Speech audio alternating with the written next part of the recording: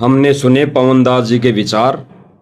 अब हम इनसे ये जानना चाहेंगे कि संत रामपाल जी महाराज जी परशुराम जी को और अन्य देवी देवताओं यानी ब्रह्मा विष्णु महेश जी को भगवान कहकर संबोधित क्यों करते हैं, इस पर हम पवनदास जी के विचार जानेंगे संत रामपाल जी के महाराज जी के ज्ञान आधार से।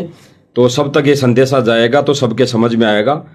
तो बताएं पवनदास जी, इस पर क्या विचार है। देखिए कजोड़ जी, इसके बहुत सारे कारण हैं। सबसे पहले तो मैं आपको ये बता दूं कि वर्तमान में सारी सृष्टि का जो एकमात्र परमात्मा है, भगवान है, परमेश्वर है, वो कबीर देव है।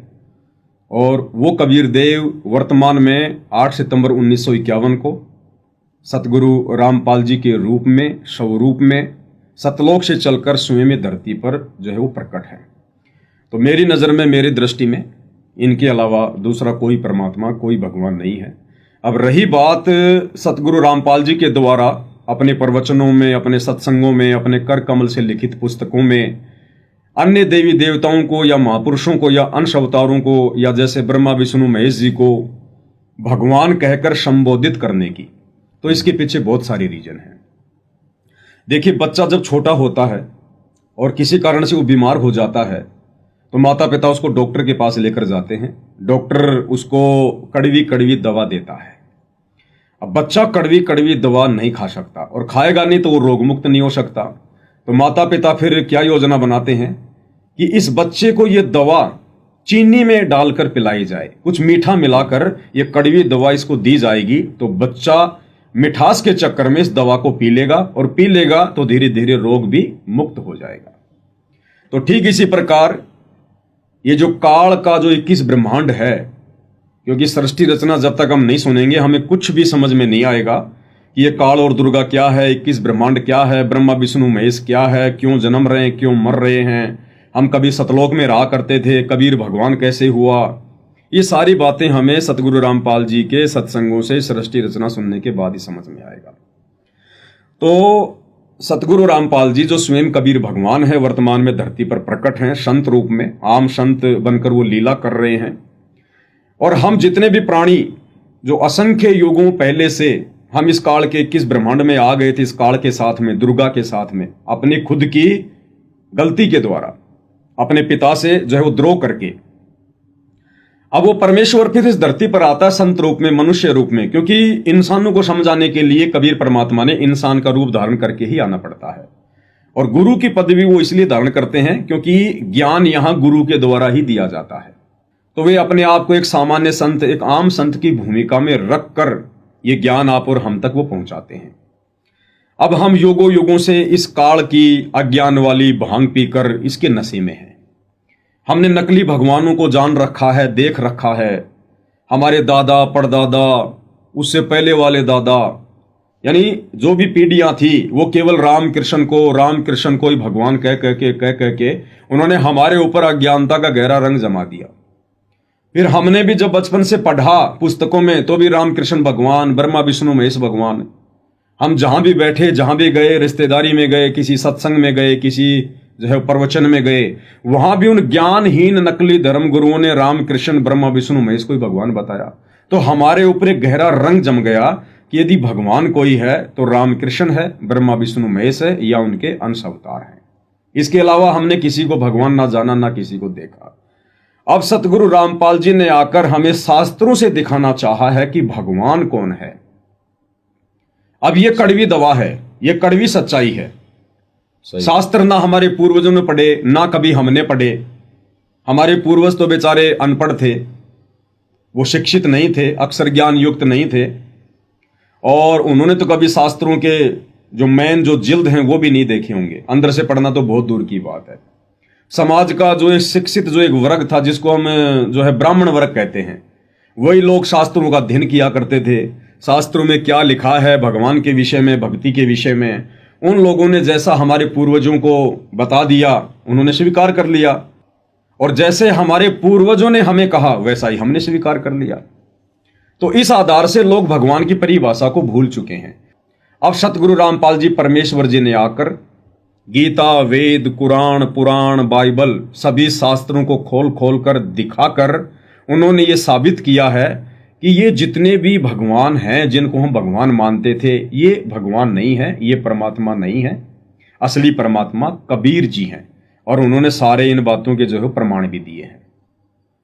तो अगर डायरेक्टली संत रामपाल जी ये बातें कह दें कि भाई ये रामकृष्ण भगवान नहीं है, परशुराम जी भगवान नहीं है, ब्रह्मा विष्णु महेश भगवान नहीं है, काल और दुर्गा भगवान नहीं है, भगवान तो कबीर जी हैं, वो सतलोक में रहते हैं, सचखंड में रहते हैं, तो किसी के भी गले ये बात नहीं उतरेगी।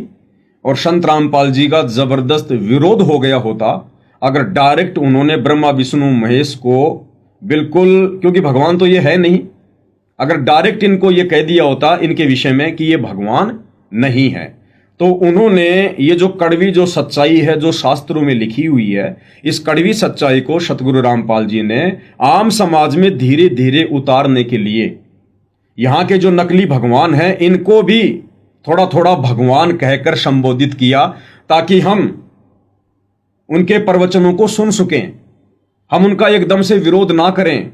और संत रामपाल जी हमें क्या समझाना चाहते हैं, क्या बताना चाहते हैं, शास्त्रों से क्या दिखाना चाहते हैं, सृष्टि रचना के माध्यम से हमें क्या बताना चाहते हैं, उन बातों को धीरे धीरे हम स्वीकार करें। इसलिए सतगुरु रामपाल जी ने हमारी छोटी बुद्धि को देखते हुए, हमारी शास्त्र ज्ञानहीनता को देखते हुए, और इन्होंने ब्रह्मा विष्णु महेश को भी कहीं कहीं पर भगवान की संज्ञा जो है वो दी है। अन्यथा ये जितने भी भगवान हैं ये सारे के सारे सतलोक से आए हुए हैं, सब जीव रूप में आए थे और अंत में सब जीव रूप में रह जाते हैं। जितनी जैसी इनकी भक्ति होती है उस हिसाब से काल इनको ये पद देता है, और जैसे इनकी भक्ति समाप्त होती है ये 84 लाख योनियों में चले जाते हैं, जितने भी भगवान हैं, गधे कुत्ते सूअर के जन्म भोगने के लिए। तो ये यहाँ के भगवानों की ये परिभाषा है। दूसरी बात, सतगुरु रामपाल जी के द्वारा ये कहना कि भाई भगवान ब्रह्मा, भगवान विष्णु, भगवान शंकर, भगवान परशुराम जैसे वो शब्द यूज करते हैं इनके लिए, तो उसका एक गहरा रीजन है। परमेश्वर हमारे निकट आना चाहते हैं और हमारे निकट आने के लिए परमात्मा ने यहाँ के तथाकथित भगवानों को भी झूठी महिमा देनी पड़ती है। मैं आपको सतगुरु रामपाल जी का एक प्रवचन सुनाता हूं। उनका एक सत्संग है, उस सत्संग में सतगुरु रामपाल जी ने आदरणीय धर्मदास जी को, जो कि विष्णु जी के कट्टर भगत थे, विष्णु जी के अलावा वो किसी को भगवान नहीं मानते थे, उस धर्मदास जी के नजदीक आने के लिए, उस प्यारी आत्मा को अपने ज्ञान के रंग में रंगने के लिए, जब वो धर्मदास जी मथुरा गए हुए थे शालिग्राम की पूजा के लिए, उनके दर्शन के लिए, तो वहां कबीर परमात्मा एक जिंदा महात्मा का रूप बनाकर आए और धर्मदास जी के निकट आने के लिए उन्होंने धर्मदास जी को महाराज की संज्ञा दी। महाराज यानी भगवान, महात्मा, महापुरुष, महाज्ञानी, जबकि धर्मदास जी को कबीर परमात्मा जी के मिलने से पहले भक्ति मार्ग का क ख ग का भी ज्ञान नहीं था। तो उसके निकट आने के लिए कबीर परमेश्वर जी ने जिंदा बाबा के रूप में धर्मदास जी को महाराज कहकर संबोधित किया और अपने आप को महाअज्ञानी बताया। धर्मदास जी से कहा कि आप तो मुझे मुक्ति स्वरूप दिखाई दे रहे हैं, जैसे आपने तो मुक्ति प्राप्त कर ली है, आप तो बड़े ज्ञानी महात्मा दिखाई दे रहे हैं, मेरे जैसे अज्ञानी का भी आप जी उद्धार कीजिए, मेरा भी आध्यात्मिक स्तर पर थोड़ा मार्गदर्शन कीजिए। उस 2 कोटि के जीव के निकट आने के लिए और साक्षात पूर्ण ब्रह्म परमात्मा कबीर देव जी ने, जो वर्तमान में सतगुरु रामपाल जी के रूप में प्रकट हैं, उन्होंने अपने आप को अज्ञानी कहा, अपने आप को एक 2 कोटि का जीव कहा, उसको मुक्ति स्वरूप कहा। आपको सतगुरु रामपाल जी के मुख कमल से सुनाते हैं। इस सत्संग को सुनकर भगत समाज को जरूर ये विश्वास होगा कि हाँ, वो परमेश्वर हमारे निकट आने के लिए, और यहाँ के जो नकली भगवान हैं ब्रह्मा विष्णु महेश, उनके अवतार, इसलिए उनको भगवान कहकर संबोधित करते हैं ताकि इन अज्ञानी आत्माओं को एकदम से झटका ना लगे। और जब ये धीरे धीरे ज्ञान को समझने लग जाएंगे तो फिर इस कड़वी सच्चाई को भी स्वीकार करने लग जाएंगे। एक छोटा सा सत्संग है पूज्य गुरुदेव जी के मुकम्मल से, आप जी को सुनाते हैं। जब उन्होंने सब क्रिया कर ली तो परमेश्वर ने कहा कि हे महात्मा जी, देखो पुण्यात्मा, इस काल जालिम ने हमारे साथ कैसे जुल्म कर दिया। हमारे पिता ने हमारे निकटाने के लिए अब कैसे छल छिद्र करने पड़ते हैं, कैसे बहुरूपीय का काम करना पड़ता है। उस 2 कौड़ी के जीव धर्मदास को तो कहते हैं हे महाराज जी, और स्वयं कहते अपने आप को कबीर दास, मैं दास हूँ, मैं भटका हुआ हूँ और मैं सब महापुरुषों के पास जा चुका हूँ, परमात्मा के लिए घर से निकला हूँ और मुझे कोई सही मार्ग मिल नहीं रहा। आज मैंने आपका ज्ञान सुना, कुछ मेरा खिंचाव हुआ, मैं आपसे परमात्मा की जानकारी चाहता हूँ। हमको पार लंघाइयो परम उजागर रूप, जिंद कहे धर्मदास से तुम हो मुक्ति स्वरूप।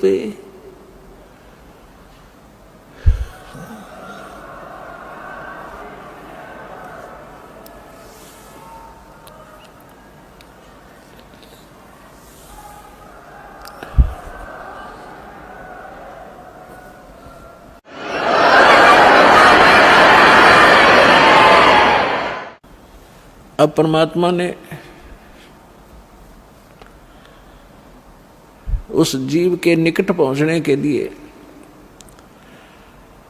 कहा कि हमको पार लंघाइयो हे परम उजागर रूप, और जिंद कहे धर्मदास से, परमात्मा जिंदा रूप में थे और तुम हो मुक्ति स्वरूप। आप तो बिल्कुल ऐसे लगते हो जैसे आप तो पार होए पड़े हो, और मुझे भी वो मार्ग बताइए ताकि मेरा उद्धार हो। परमात्मा कह रहे हैं धर्मदास जी से। तो ये है वो मेन रीजन जिस कारण से ये परमात्मा होते हुए भी हम अज्ञानी जीवों को अपनी शरण में लेने के लिए, अपना अनमोल ज्ञान हम तक पहुंचाने के लिए हमने जो काल की अज्ञानता वाली भांग पी रखी है, 2 कौड़ी के जीवों को हमने भगवान मानकर उनकी पूजा की हुई है, हम उनको भगवान मान चुके थे।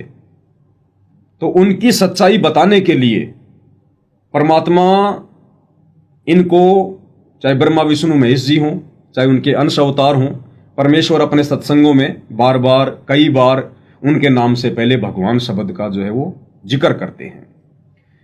तीसरी बात क्या है कजोड़ जी, ये भक्ति मार्ग है, और सतगुरु यहां आकर हमें तत्व ज्ञान इसीलिए देता है कि हम उनके संकेतों को थोड़े में समझ जाएं। कैसे? कबीर परमेश्वर जी की वाणी है कि शिष्य पूजे गुरु आपना और गुरु पूजे सब साध, कहे कबीर उन दोनों का मता बड़ा अगाध। शिष्य पूजे गुरु आपना, जो एक शिष्य होता है, शिष्य का भगवान केवल उसका गुरु होता है। शिष्य ने केवल अपने गुरु की ही पूजा करनी चाहिए। बिल्कुल सही। शिष्य के लिए उसका गुरु ही भगवान होता है, अन्य कोई भगवान नहीं होता फिर उसके लिए, ना परशुराम, ना ब्रह्मा विष्णु महेश, ना राम, ना कृष्ण। शिष्य पूजे गुरु आपना और गुरु पूजे सब साध। और जो गुरु होता है, जो परमात्मा स्वरूप होता है, उस पर कोई ये कर्म लागू नहीं होता अध्यात्म का। वो भले सबकी पूजा करे, गुरु चाहे सबको भगवान कहे, क्योंकि उसने तो ज्ञान समझाना होता है, हम तक पहुंचना होता है। लेकिन शिष्य की कुछ मर्यादा होती है जो गुरु सत्संगों में हमें जो है बता देता है कि शिष्य ने अपने गुरु की ही पूजा करनी होती है, मूल पूजा सतगुरु की ही होती है। और शिष्य ने पतिव्रता पद पे रहकर भक्ति करनी होती है। पतिव्रता पद पर रहकर भक्ति करने का मतलब है अपने गुरु के अलावा दूसरे को पति परमेश्वर के रूप में स्वीकार ना करना। सही बात। शिष्य की जुबान से गुरु के अलावा किसी और के लिए भगवान शब्द का प्रयोग ना होना, अन्यथा हम फिर व्यभिचारणी भक्ति में आ जाएंगे, जो गीता जी में मना किया हुआ है, हम पार नहीं हो पाएंगे फिर। तो शिष्य पूजे गुरु आपना और गुरु पूजे सब साध। गुरु तो सबको भगवान कहेगा, परशुराम को भगवान कहेगा, रामकृष्ण को भी भगवान कहेगा, लेकिन गुरु ने साथ में सत्संगों में सृष्टि रचना के माध्यम से और गीता जी को पढ़ाते समय यह भी साबित कर दिया कि ये कितने लेवल के भगवान है, ये कहां तक के भगवान है। तो कहते हैं शिष्य पूजे गुरु आपना, गुरु पूजे सब साध। कहे कबीर उन दोनों का मता बड़ा आगाध है, उन दोनों के द्वारा ये शब्द कहने में बहुत ज्यादा अंतर है।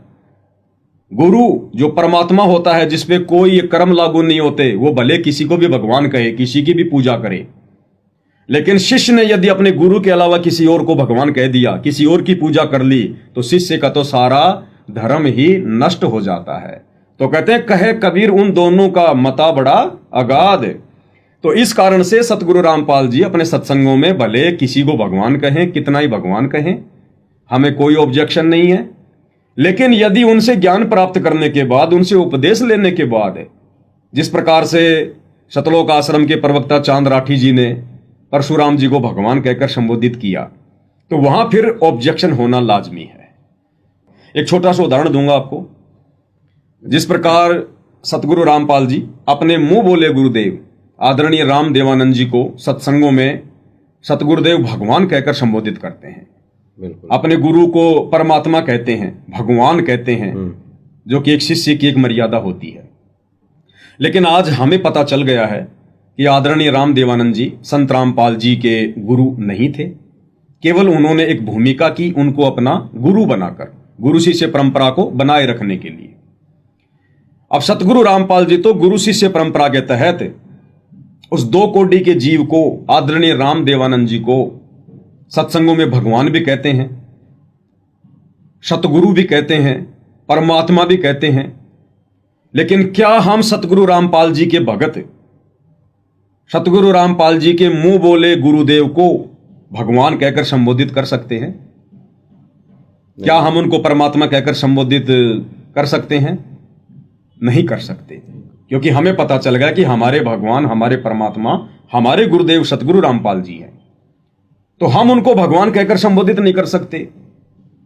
तो बताइए, जब हम अपने दादा गुरु को, जिस दादा गुरु को सतगुरु रामपाल जी भी भगवान कहते हैं, परमात्मा कहते हैं, जिनको हम भगवान कहकर संबोधित नहीं कर सकते घर के घर में दादा गुरु को, फिर भला परशुराम को हम भगवान कहकर संबोधित हम क्यों करें? ब्रह्मा विष्णु महेश को भगवान कहकर हम संबोधित क्यों करें? भगवान है कितने? एक तरफ तो संगत संत रामपाल जी को भगवान कहती है, ऊपर से परशुराम जी को भी भगवान कह रही है, ब्रह्मा विष्णु महेश को भी भगवान कह रही है। तो फिर भगवान है कौन? हमने तो सबको संत रामपाल जी के बराबर लाके खड़ा कर दिया। सतगुरु रामपाल जी ने तो हमें ज्ञान समझाने की दृष्टि से उनको भगवान कहकर संबोधित किया, लेकिन अब वो ज्ञान समझ में आने के बाद, या मैं ये कहूंगा कि जिन जिन आत्माओं को ज्ञान समझ में आ गया है, वो आत्माएं सौपन में भी सतगुरु रामपाल जी के अलावा भगवान रूप में, परमात्मा रूप में किसी और को स्वीकार नहीं करेंगी। दूसरी बात, आप जी ने सतगुरु रामपाल जी के सत्संगों में वशिष्ठ और विश्वामित्र जी की वो कथा सुनी होगी, जिसमें दोनों में एक बात को लेकर आपस में झगड़ा था, मतभेद था। विश्वामित्र जी कहा करते थे वशिष्ठ जी को कि आप मुझे ब्रह्म ऋषि कहकर संबोधित क्यों नहीं करते, आप मुझे राज ऋषि क्यों कहते हैं? तो वशिष्ठ जी ने कहा कि भाई तुम राजाओं के पास जाते हो, तुम्हारी रोजी रोटी राजाओं के पीछे चल रही है, तुम मान बढ़ाई के भूखे हो। साधु संतों का राजनीति में क्या काम, राजा महाराजाओं के पास में क्या काम? राजा महाराजाओं को काम है तो साधु संतों के पास जाओ, और साधु संतों को जैसा भी लगे उनको धर्म कर्म की उचित जानकारी दे दो। तुम तो राजाओं के दरबार में पड़े रहते हो मान बढ़ाई के भूखे। अभी तुम राज ऋषि हो, जिस दिन तुम ब्रह्म ऋषि बन जाओगे मैं तुम्हें ब्रह्म ऋषि कह दूंगा। तो इस बात को लेकर विश्वामित्र जी वशिष्ठ जी से नाराज थे, और इसी नाराजगी के कारण विश्वामित्र जी ने वशिष्ठ जी के 100 पुत्रों की हत्या कर दी थी। अब कजोड़ जी, वशिष्ठ जी के 100 पुत्रों की हत्या विश्वामित्र जी ने की, उसके बावजूद भी वशिष्ठ जी ने विश्वामित्र को ब्रह्म ऋषि कहकर संबोधित नहीं किया। तो आज हमें सृष्टि रचना के माध्यम से नकली भगवान, असली भगवान का पूरा पूरा ज्ञान सतगुरु रामपाल जी ने बखूबी करा दिया। फिर भला हम नकली भगवान परशुराम को भगवान कहकर संबोधित क्यों करें? हमें तो इनकी हकीकत का पता है। सही बात। तो ये भी एक रीजन है इनको भगवान ना कहने का, क्योंकि अब हमें सच्चाई का पता चल गया, हम सृष्टि रचना से जो है वो परिचित हो चुके हैं। अगली बात बहुत ज्यादा महत्वपूर्ण है। सतगुरु रामपाल जी के प्रवचनों में आप जी ने दुर्वासा ऋषि की भी कथा सुनी होगी। गुरुदेव ने बताया कि महाभारत का युद्ध होने के बाद गांधारी ने श्री कृष्ण जी अर्थात श्री विष्णु जी को श्राप दे दिया और गांधारी का श्राप श्री कृष्ण जी को लग भी गया। गांधारी ने कहा कि तुमने छलबल करके मेरे पूरे खानदान का सत्यानाश करवा दिया, अब मैं तुझे श्राप देती हूं कि तेरे पूरे यादव कुल का सत्यानाश हो जाए। और गांधारी के श्राप के चलते श्री कृष्ण जी अर्थात श्री विष्णु जी के पूरे खानदान का सत्यानाश भी हुआ। 56 करोड़ यादव दुर्वासा ऋषि के श्राप के कारण यमुना में प्रभास क्षेत्र पर आपस में लड़ झगड़ कर मरे कि नहीं मरे? मरे सारे। रक्त की नदियां बही या फिर नहीं बही? अब गुरुदेव ने क्या कहा? दुर्वासा ऋषि ने श्राप दिया क्योंकि श्री कृष्ण जी का बेटा था प्रद्युम्न, उनको अहंकार हो गया था। 56 करोड़ यादवों को भी अहंकार हो गया था कि श्री कृष्ण जैसे भगवान हमारे साथ में है, कौन हमारा क्या बिगाड़ लेगा। इस चलते उन लोगों ने साधु संतों का भी अनादर करना शुरू कर दिया था। तो ऐसे ही मजाक मजाक में श्री कृष्ण जी का बेटा प्रद्युम्न, उसके अन्य साथी दुर्वासा ऋषि के पास पहुंच गए मजाक करने के लिए। ये कहते हैं बड़ा पहुंचा हुआ साधु है, चलो इसकी परीक्षा लेते हैं। तो श्री कृष्ण जी के बेटे प्रद्युम्न को एक स्त्री का सुवांग धारण करवाया उन लोगों ने। स्त्री के औरत के उनको कपड़े पहना दिए और स्त्री जो गर्भ धारण करती है तो पेट पर कुछ जो है कढ़ाई वगैरह कुछ कपड़े वगैरह लपेट कर ऐसा मतलब तैयार कर दिया उस प्रद्युम्न को कि जैसे ये कोई गर्भवती स्त्री है। और सारे दुर्वासा ऋषि के पास पहुंच गए और कहा कि महाराज जी बड़े दिनों के बाद इनको पुत्र की आस है, शादी के कई दिनों बाद इनको ये गर्भ रहा है, घर वाले ये जानने के उत्सुक हैं कि लड़का है या लड़की है। तो दुर्वासा ऋषि जी ने अपनी दिव्य दृष्टि से देखा तो देखा ये तो मजाक कर रहे हैं। दुर्वासा तो क्रोधी थे ही थे, उन्होंने तुरंत आग बबूला होकर और प्रद्युम्न को श्राप दे दिया कि बताऊं ये क्या है, लड़का है या लड़की है? ये यादव कुल का सत्यानाश है, यादव कुल का नाश है ये। लड़के डर गए, वापस दौड़ के आ गए, गांव वालों को बताया। अंत में होना जाना कुछ भी नहीं था। अब दुर्वासा ऋषि के श्राप के कारण जब वो समय आया, जो श्राप दिया था कि पूरे यादव कुल का सत्यानाश होगा, तो यादव कुल में तो श्री कृष्ण जी भी थे, उनके बेटा बेटियां, उनकी पत्नी, रिश्तेदार सब थे। दुर्वासा ऋषि के श्राप के कारण 56 करोड़ यादव आपस में यमुना के किनारे पर प्रभास क्षेत्र में कट कट के मरे। इस विषय पर आदरणीय गरीबदास जी अपनी वाणी में कहते हैं, गरीब दुर्वासा कोपे तहां, कोपे यानी वो क्रोध में आया और समझ न आई नीच। दुर्वासा जी को आदरणीय गरीबदास जी ने नीच की संज्ञा दी है कि दुर्वासा कोपे तहां समझ न आई नीच, कि उस नीच आत्मा को यह समझ में नहीं आया कि रे वो बच्चे थे, मजाक कर दिया, कोई बात नहीं, संतों का काम तो माफ करने का होता है। लेकिन उसने आग बबूला होकर उनको श्राप दे दिया कि दुर्वासा कोपे तहां और समझ न आई नीच, 56 करोड़ यादव कटे, वहां मची रुधिर की कीच, कीचड़ मच गया वहां खून का। अब आदरणीय गरीबदास जी ने दुर्वासा ऋषि को नीच की संज्ञा दी। अब दुर्वासा ऋषि कौन थे? श्री कृष्ण जी के धार्मिक गुरु। श्री कृष्ण जी कौन थे? श्री कृष्ण उर्फ विष्णु। विष्णु को तो सारी दुनिया भगवान कहती है। परशुराम जी तो विष्णु से नीचे थे, क्योंकि परशुराम जी उर्फ विष्णु नहीं थे। परशुराम जी तो विष्णु के लोक से एक आत्मा आई थी, जबकि श्री कृष्ण रूप में तो विष्णु स्वयं थे। तो श्री कृष्ण का गुरु कह लीजिए, चाहे विष्णु का गुरु कह लीजिए, तो विष्णु अर्थात श्री कृष्ण जी के गुरु को भी आदरणीय गरीबदास जी ने अपनी अमृतवाणी में नीच की संज्ञा दी है। फिर भाई हम श्री विष्णु जी के एक अंश अवतार छोटी सी शक्ति को, परशुराम जी को भगवान कहकर कैसे संबोधित कर सकते हैं? कैसे वो भगवान हो सकते हैं? जब विष्णु जी के गुरु दुर्वासा को भगवान ने नीच की संज्ञा दी है क्योंकि उसने 56 करोड़ यादवों का सत्यानाश कर दिया अपने वचन से, श्राप से। 56 करोड़ यादव आपस में कट कट के मर गए। और परशुराम जी ने क्या किया?